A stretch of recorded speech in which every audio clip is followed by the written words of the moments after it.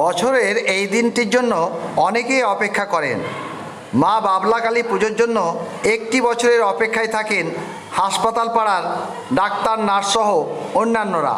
পাশাপাশি রামপুরহাট হাসপাতালে ভর্তি হওয়া রোগী থেকে শুরু করে তার আত্মীয় স্বজন এই দিনটিতে পুজো দেন মা বাবলা কালীর।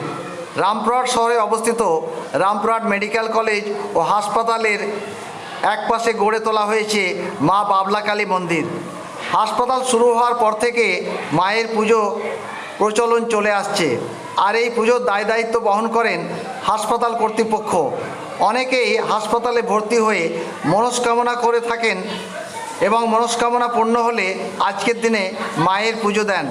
এই বাবলা কালীর পুজোয় কোনো জাতি ধর্ম থাকে না, সকল ধর্মের মানুষকে দেখা যায় পুজোর সময়। আজকে মায়ের মন্দিরে উপচে পড়া ভিড় লক্ষ্য করা যায়, সেই জন্য মোতায়েন করা হয় পুলিশ। এদিন এখানে মা বাবলা কালীর পুজো সারলেন বীরভূমের সাংসদ শতাব্দী রায়। দীর্ঘক্ষণ তিনি পুজো দেন এবং প্রার্থনা করেন পরিবারের মঙ্গল কামনায়।